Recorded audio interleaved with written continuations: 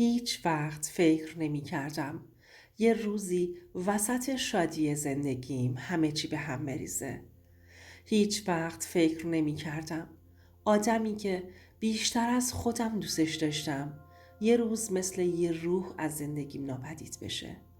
و بازم هیچ وقت فکر نمی کردم حقیقتی که قرار بود پنهون بمونه یه روز به صورتم بکوبه و نفسمو بند بیاره. من رضا هستم. این داستان زندگی من و ساراست. همسرم، کسی که فکر می کردم از دنیا رفته. 35 سالمه. زندگی آروم و نسبتا خوبی داشتم. شغلم مطمئن بود و خانوادم هم همش می گفتند تو خوشبختی رضا. تا اینکه با سارا آشنا شدم. سارا یه دختر ساده و با محبت بود. نه خیلی پرزرق و برق، نه خیلی حرف زن، ولی یه چیزی داشت که آدمو میکشید طرفش. همون روزای اول فهمیدم که دیگه نمیتونم بدون اون زندگی کنم. همه چیز ساده و بی‌حاشیه شروع شد. خنده ها، قدم زدن ها، شبهای طولانی و حرف زدن ها. بعد یه مدت تصمیم گرفتیم زندگی مشترکمون رو شروع کنیم. همه چیز عالی بود. تا روزی که یه حادثه همه چیز رو عوض کرد. یه روز که داشتیم به سمت ماشینمون میرفتیم، صدای جیغ از خیابون، ماشین اورژانس و بعدشم یه جمله که هنوزم وقتی یادم میاد قلبم یخ میکنه. سارا مرده. همه چی یه لحظه متوقف شد. انگار زمان ایستاده بود. منو بردم بیمارستان. اما چیزی که فهمیدم این بود که دنیا بدون سارا هیچ رنگی نداره.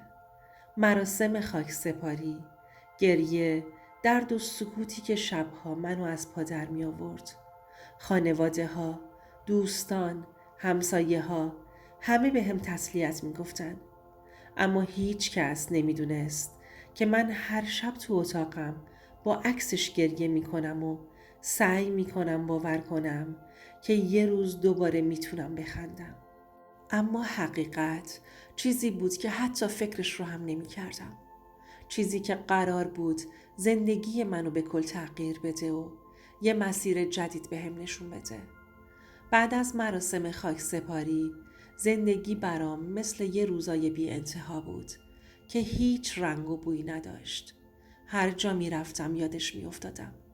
عکس‌هاش، صدای خنده‌هاش، حتی یه پیام قدیمی ازش تو گوشیم. همه چیز مثل یه خنجر بود که مرتب تو قلبم فرو می رفت.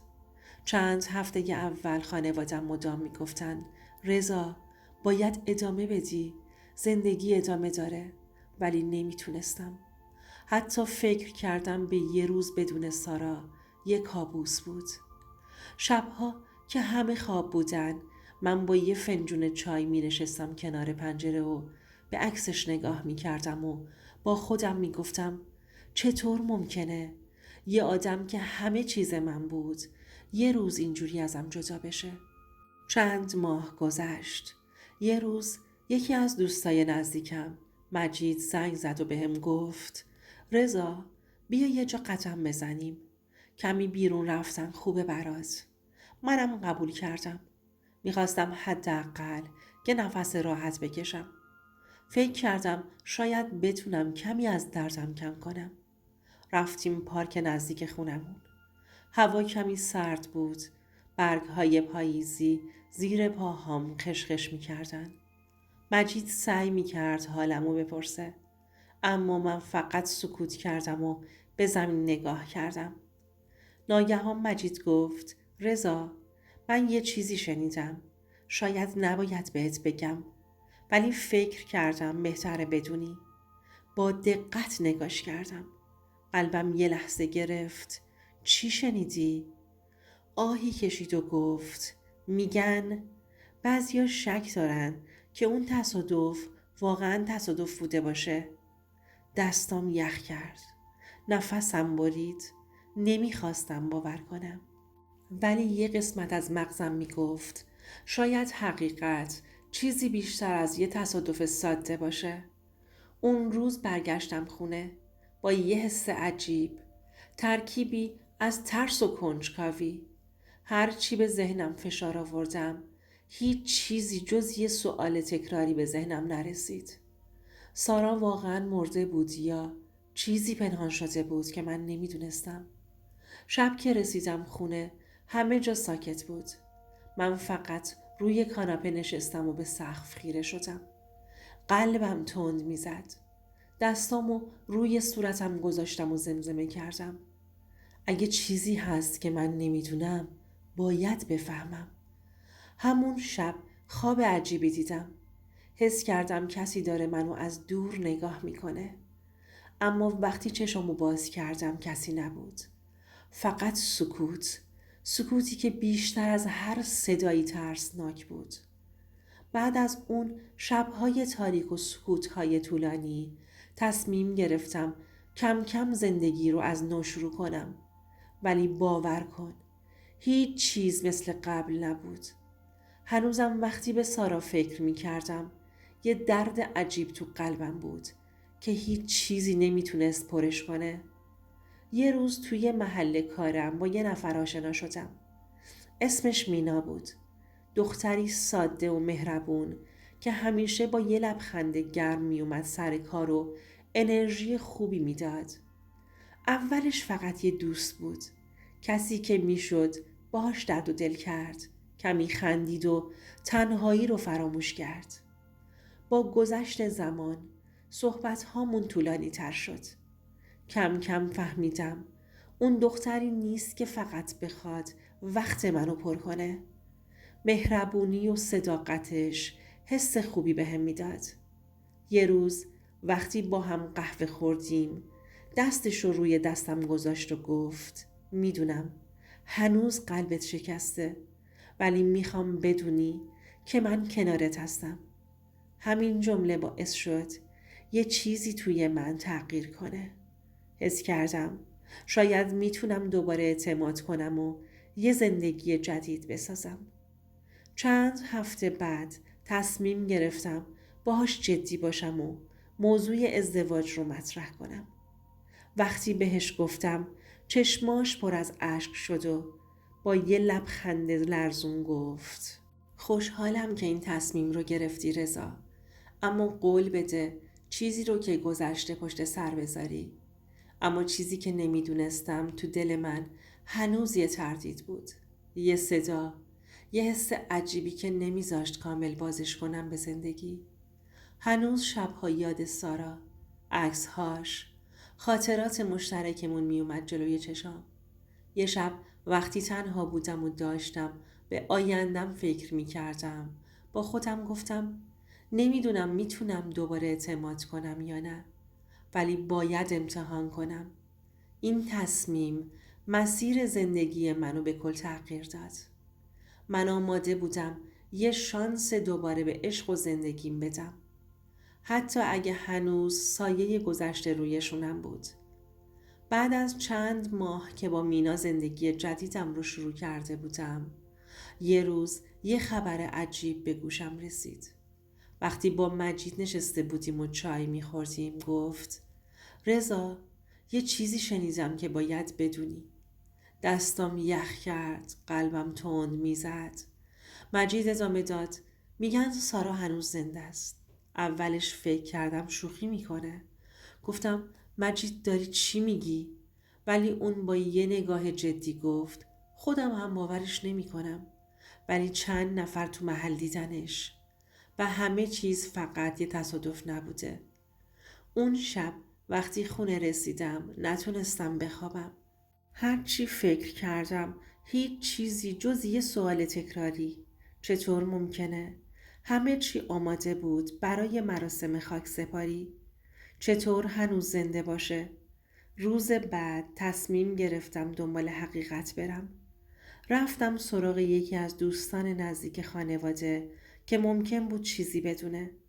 وقتی موضوع رو باز کردم اولش سکوت کرد و بعد آهی کشید. گفت رضا بهتر آماده باشی. چیزی که فکر میکنی مرده یه نقشه بوده. یه بازی بزرگ. دستام میلرزید. نفسم بند اومده بود. بعد از چند روز تحقیق و پیگیری، یه روز که به محل کارم برگشتم، ناگهان چشمم به سارا خورد. درست همون جایی که فکر می کردم هیچ وقت دیگه نمی بینمش. همون لحظه قلبم یخ کرد. نمیدونستم چه حسی داشته باشم. عصبانیت، ترس یا شاید امیدی که هنوز تو دل من مونده بود. اما چیزی که واضح بود این بود که زندگی من هیچ وقت مثل قبل نمیشد. روز روبرو شدم با سارا رو هیچ وقت فراموش نمی کنم. هنوزم وقتی یادم میاد قلبم یخ میکنه و دستام میلرزه. اون روز تو یک کافه کنار پارک قرار گذاشتیم. جایی که فکر میکردم میتونم جواب همه سوالامو بگیرم. وقتی وارد شد اولش چیزی نگفتم. فقط نگاش کردم. همون نگاه همیشگی، اما با یه حس سرد و غمگین که نمیدونستم چطور باید تعبیرش کنم. بدون مقدمه گفتم: سارا، چرا زنده ای؟ چرا همه چیزو پنهون کردی؟ چرا گذاشتی من فکر کنم مردی؟ سارا نفس عمیقی کشید و شروع کرد به توضیح دادن. رضا، نمیتونستم بهت بگم. وقتی اون تصادف اتفاق افتاد، مشکلات مالی و خانوادگی منو مجبور کرد برای مدتی ناپدید بشم. اگه اون موقع ظاهر می شدم همه چیز خراب می شد. حتی جون خودم هم ممکن بود در خطر باشه. اون لحظه نمیدونستم خوشحال باشم یا عصبانی. هرچی فکر کردم ذهنم گیج شد. بعد ادامه داد: میدونم رنجیدی، اما نمیخواستم درد بیشتری بهت وارد کنم. فکر کردم با نبودنم همه چی بهتر میشه. صدای قلبم تند میزد. هنوزم نمیتونستم حرف بزنم. فقط نگاش میکردم. یه سوال بزرگ تو ذهنم میچرخید. پس چرا الان برگشتی؟ سارا جواب داد: چون دیگه نمیشد پنهانش کرد. زندگی باید ادامه پیدا کنه و حقیقت روشن بشه. حتی اگه این به معنی خراب شدن اعتماد تو به من باشه. همون لحظه فهمیدم که همه چیز فقط یه بازی بزرگ و نقشه خانوادگی و فشارهای بیرونی بود. نه تصادف، نه مرگ. فقط یه توطئه که من قربانی شدم. بعد از اون روز روبرو شدم با سارا. چند روز خواب و خوراکم به هم ریخته بود. هر جا می رفتم فکر می کردم چی کار کنم. میتونم دوباره بهش اعتماد کنم یا نه. با مینا هم حرف می زدم. اون هنوز نمیدونست حقیقت پشت پرده چی بوده. هر بار که نگاش می کردم حس کردم داره روی احساساتم سرمایه گذاری می کنه و من نمیخواستم دوباره کسی رو ناامید کنم. یه روز نشستم روی کاناپه، به سقف خیره شدم و با خودم گفتم: رضا، باید یه تصمیم درست بگیری. زندگیت تو این چند ماه کامل تغییر کرده، ولی تو حق داری خوشحال باشی. بعد از کلی فکر تصمیم گرفتم اول با سارا حرف بزنم و بدونم واقعا چه چیزی پشت این پنهان کاری بوده. دوباره به کافه رفتیم و حرف زدیم. سارا با صدای لرزون گفت: رضا، میفهمم که عصبانی و دلخور هستی. حق داری. اما نمیخواستم کاری کنم که زندگی تو رو از بین ببرم. حالا که همه چیز روشن شده، انتخاب با تو هستش. لحظه ای سکوت کردیم و فقط همدیگر رو نگاه کردیم. اون روز فهمیدم که زندگی همیشه سیاه و سفید نیست. گاهی باید تصمیم بگیری، حتی وقتی دلت پر از سوال و درد باشه. بعد از ساعتها فکر تصمیم گرفتم با سارا ادامه ندم. چون اعتمادم شکسته شده بود و دیگه نمیتونستم مثل قبل باشم. با مینا زندگی جدیدم رو شروع کردم. کسی که کنارم بود منو میفهمید و به آینده امیدوارم میکرد. همون شب رفتم پیش مینا و گفتم: میخوام باهات زندگی کنم. از اول تا آخر، بدون هیچ پنهونکاری. مینا اشک ریخت و دستامو گرفت. حس کردم دوباره قلبم شروع به زدن کرده و زندگیم یه نفس تازه کشیده. روزایی که بعد از تصمیمم گذشت پر از حسهای متناقض بود. هر لحظه که به گذشته فکر می کردم یاد سارا می افتادم. یاد روزای خوش و حتی دردناکش. اما فهمیده بودم زندگی ادامه داره و نمیشه همیشه تو گذشته موند. با مینا زندگی جدیدمون رو شروع کردیم. روزها و شبها، خنده ها و دردها رو با هم تقسیم می کردیم. حس می کردم دوباره زنده شدم. یه روز نشستم و با خودم فکر کردم و گفتم رضا، فهمیدم که زندگی همیشه اون طوری که میخوای پیش نمیره، ولی همیشه یه راه برای ادامه دادن هست. سارا هم به زندگی خودش برگشت، به مسیر خودش. شاید هیچ وقت دوباره کنار من نبود، اما مهم این بود که حقیقت رو فهمیده بودم و تصمیمم رو گرفته بودم. زندگی پر از پیچش و اتفاقاته. گاهی آدم‌هایی که فکر می‌کنی از دست دادی شاید دوباره ظاهر بشن، شاید نه. مهم اینه که با حقیقت روبرو بشی، انتخاب درست داشته باشی و به خودت و حسات احترام بذاری. اگر هنوز تو سکوت گریه می‌کنید، اگر کسی صداتون رو نمیشنوه، بدونید که تنها نیستید. زندگی ادامه داره و همیشه راهی برای رهایی و خوشبختی هست.